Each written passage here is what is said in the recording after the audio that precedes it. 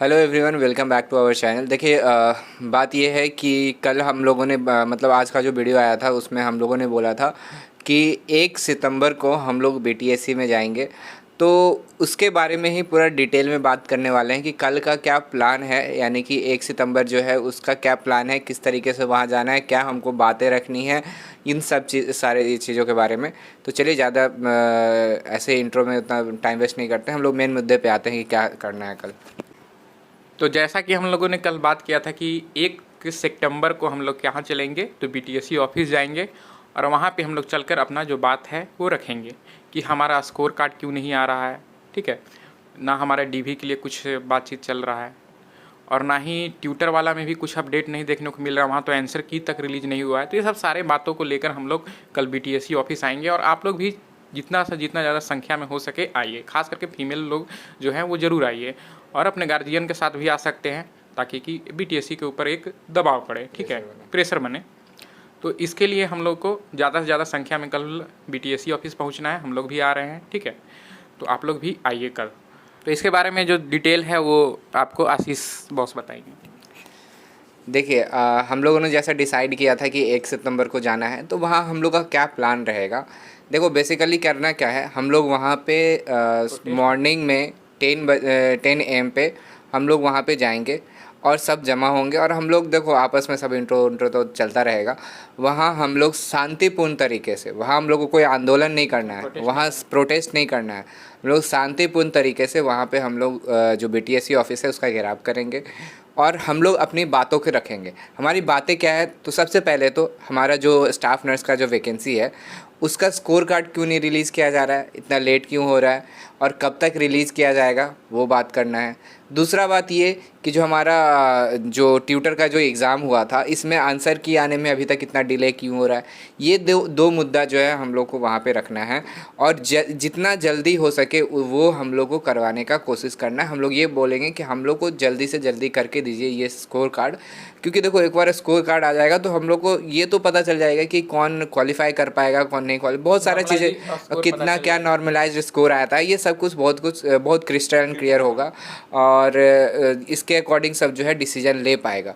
ठीक है, तो यही रिक्वेस्ट है कि सब लोग आएंगे और हम लोग जो है बीटीएससी ऑफिस के पास शांतिपूर्ण तरीके से वहाँ पे हम उन लोगों से बात करेंगे हायर अथॉरिटी से और आगे क्या और क्या कब स्कोर कार्ड आएगा उसके बारे में इंफॉर्मेशन लेंगे, ये सारी चीज़ें। अच्छा, ये बात एक पूछना था कि बीटीएससी के में पदाधिकारी से बात होने के बाद क्या सीएचओ के लिए स्टेट हेल्थ सोसाइटी भी जा रहे हैं क्या? हाँ, हम लोग ये भी थोड़ा सोचे हैं कि कुछ लोग जो हैं, सब लोग का वहाँ ज़रूरत नहीं है क्योंकि सीएचओ का ऐसे भी जो है वो काम चल रहा है। तो बस कुछ लोग जो है वो सोचे हैं कि जाएंगे वहाँ, इन्फॉर्मेशन थोड़ा बहुत कलेक्ट करेंगे, क्या हाल है, कब तक आने का चांसेस है, ज़्यादा वहाँ भीड़ नहीं लगाना है। बस कुछ लोग जाएंगे वहाँ, अपने लोग डिसाइड कर लेंगे कौन कौन जा रहा है और कुछ लोग जाके थोड़ा वहाँ से इन्फॉर्मेशन हम लोग पता करने का कोशिश करेंगे कि कब तक आने का चांसेस है, जो मेरिट लिस्ट है वो या फिर जो भी अलॉटमेंट जो भी आना है वो आगे का प्रोसेस कब से चालू होगा, वो थोड़ा इन्फॉर्मेशन निकालने की कोशिश करेंगे। वहाँ भीड़ नहीं लगाना है, वहाँ बस हम लोग कुछ लोग जाएंगे और बात करेंगे। ठीक है,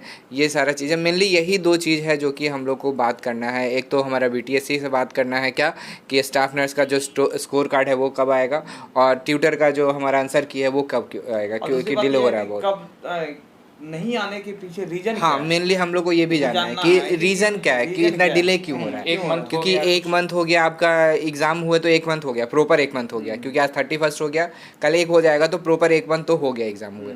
क्योंकि लास्ट एग्ज़ाम का जो डे था वो कितना था, 3 अगस्त था। उसके बाद से अब एक महीना तो प्रॉपर हो चुका है।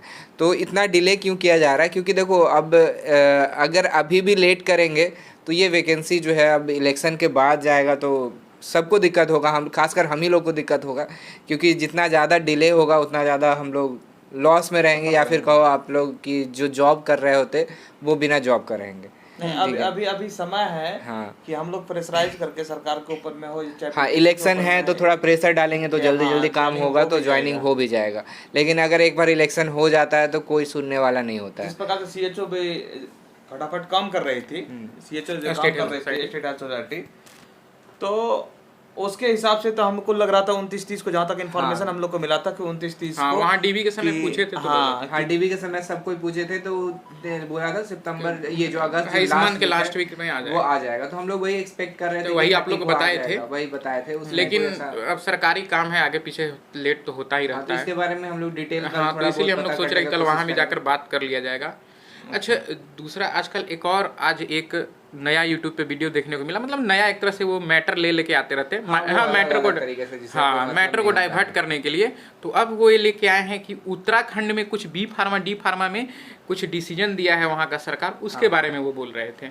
ठीक है, और उसमें वो जो वीडियो बना है वो बिना हाथ पैर का, मतलब कोई उसका तथ्य नहीं है। उसका तथ्य हम जानने का कोशिश किए, तो आप लोग भी अगर उस तथ्य को खंगालने का कोशिश करेंगे, उत्तराखंड का जो है जजमेंट है उसको निकालिएगा, या आप लोग अगर क्रोम पे भी जाकर सर्च करिएगा तो बहुत सारा न्यूज़ चैनल उस पॉइंट को कवर किया है, और वहाँ पे साफ साफ ये लिखा गया है कि वहाँ पे जो बी फार्मा है उसको वहाँ की जो पहली एक सरकार थी, तो वो उन लोग को आश्वासन दे दिया था कि आप लोग को यहाँ जो फार्मासिस्ट का वैकेंसी आएगा उसमें आप लोग आवेदन के पात्र होंगे। लेकिन नियमावली में संशोधन नहीं किया। अब नियमावली में संशोधन नहीं किया तो ये जो बी फार्मा वाले थे वहाँ जाकर केस किए। अब वहाँ पे केस किए तो वहाँ के जो जज थे वो क्या बोले कि देखिए, अगर आप लोग का नाम अगर सिर्फ सरकार को बोलने से नहीं होता, अगर आप लोग का नियमावली में अगर आपका नाम ऐड कर दी होती, बी फार्मा को ऐड कर दी होती तो आप आवेदन के पात्र होते। लेकिन यहाँ पे आपको नियमावली में ऐड ही नहीं किया गया है, इसलिए आप लोग आवेदन के पात्र नहीं होंगे। ठीक है, ये मैटर था। दूसरा है कि बिहार में भी जो अभी हाई कोर्ट जजमेंट दिया था बी फार्मा डी फार्मा के मैटर, उसको भी ये बोलते हैं कि वहाँ पे डी फार्मा का जीत हुआ, डिप्लोमा वाला का जीत हो रहा है। तो वहाँ पे भी सेम बात है, वहाँ पे भी सरकार बोला कि 309 नियम, जो हाई कोर्ट है बोला कि 309 नियम के अनुसार सरकार को अपना हक है कि नियमावली में किसी तरह का चेंजेस कर सकता है, और किसको ऐड करना है किसको नहीं करना है। तो वहाँ पे भी जो डी फार्मा वाले हैं उनको ऐड किया है, लेकिन बी फार्मा वाले को ऐड नहीं किया है। ठीक है, सरकार नियमावली में ही ऐड नहीं की, तो उसको लेकर बी फार्मा वाले हाई कोर्ट गए हैं, वहाँ पे डी फार्मा वाले नहीं गए। जैसे यहाँ पे जीएनएम जो हाई कोर्ट गए हैं, लेकिन वहाँ पे डी फार्मा वाले नहीं, बी फार्मा वाले हाई कोर्ट गए थे। ठीक है, तो high court, Patna high court बोला कि जो सरकार को अपना नियम बनाने का हक होता है और सरकार अपना नियम बना सकता है, इसमें हम लोग कुछ नहीं कर सकते। तो फिर वो सुप्रीम कोर्ट गए, और सुप्रीम कोर्ट का भी जो अंतिम निर्णय है, पूरा जजमेंट तो आया नहीं है अंतिम, लेकिन वहाँ पे अंतिम निर्णय में यही बोला गया है कि सरकार को अपना जो नियमावली है उसको चेंज करने का हक होता है, उसमें किसको ऐड करना है किसको नहीं ऐड करना है वो सरकार के हक में होता है। अब ये सब बैटर को ये कहते हैं कि वहाँ पे डी फार्मा को रखा है, वहाँ पे ऐसे तो बोलते हैं उसको डिप्लोमा कोर्स, लेकिन अब कुछ यूट्यूबर हैं जिनको पता ही नहीं है कि डिप्लोमा और डिप्लोमेटिक में क्या अंतर है। अब वो तो जीएनएम को डिप्लोमेटिक कोर्स बता के लग रहा है कि कुछ दिन के बाद हो सकता है कि विदेश मंत्री वगैरह विदेश के क्या कर सकते हैं, हाँ डिप्लोमेट बना के हो सकता है कि रसिया भेज दे, चाइना भेज दे।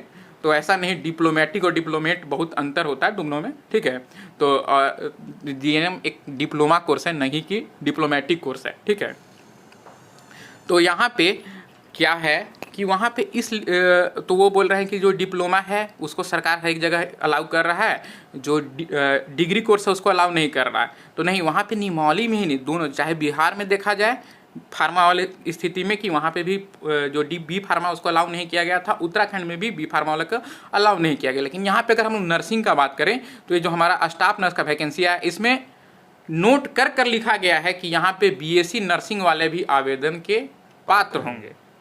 ठीक है, नोट करके लिखा हुआ है कि हाँ, फोकस करके लिखा गया है। तो यहाँ पे तो हम लोग को नियमावली में ऐड कर दिया गया है, तो अब नियमावली को चेंज करना इतना आसान नहीं। हाँ। नियमावली को कोई चैलेंज नहीं कर सकता है। अब चैलेंज किए हैं इन लोग, लेकिन वहाँ पे भी अगर देखा जाए ना तो ये केस में जो दलील रखे हैं, बहुत कुछ दलील रखे हैं, वो केस उस पे भी हम लोग वीडियो बनाएंगे। और ये जो है, ये जो दोनों का जो साक्ष्य है, डी फार्मा बी फार्मा वाला, तो बिहार का हो गया, और जो उत्तराखंड वाला, दोनों का हम लोग एक वीडियो बनाएंगे सेपरेटली, और वहाँ पे आप लोग को हम बता देंगे अच्छे से। वहाँ पे हम लोग पूरा प्रूफ रखेंगे कि क्यों यहाँ पे नहीं रखा गया, यहाँ पे क्यों बी फार्मा बाहर हुआ है। ठीक है, तो बीएससी नर्सिंग कभी भी इस हिसाब से बाहर नहीं, हम लोग तो जज नहीं हैं, लेकिन अगर सेंस के हिसाब से देखा जाए, दिमाग अगर लगाया जाए, अगर आप लोग थोड़ा सा भी अगर अब ये ऐसा सोच रहे हैं ना कि ऐसा करके हम लोग क्या करेंगे कि जीएनएम वाले जो हैं उनको हम गुमराह करके और उनसे क्या कर ले, पैसा ठग ले, मेनली पैसा ठग ले।